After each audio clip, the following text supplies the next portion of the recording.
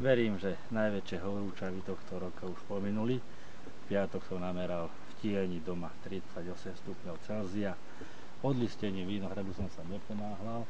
Druhé zhadzovanie vrcholcov som nezrealizoval z toho dôvodu, aby bolo čo najviac hrozno zatienené, aby sa čo najmenej prejavil na stravcoch hrozna úpal.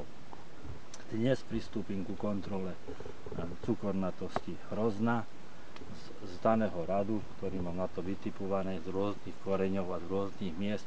Odoberiem čo najväčšie množstvo bobul hrozna, tieto bobule hrozna následne doma vytlačím z nich šťavu a pomocou refraktometra a pomocou pH metra skontrolujem analytické hodnoty, ako je cukornatosť pomocou refraktometra a pH pomocou pH metra. Samozrejme počas odoberania vzoriek dané hrozno si ochutnám a skontrolujem jeho celkový vývoj, čo sa týka zrelosti a aromatiky. To je to, čo som dneska chcel zrealizovať v danom vinohrade.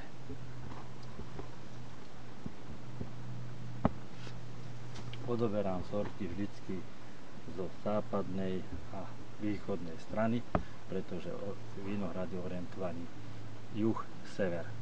Jedna strana je do obeda osvetľovaná, druhá je po obede osvetľovaná a slnkom, ktoré sa pohybuje tu na horizonte od východu na západ.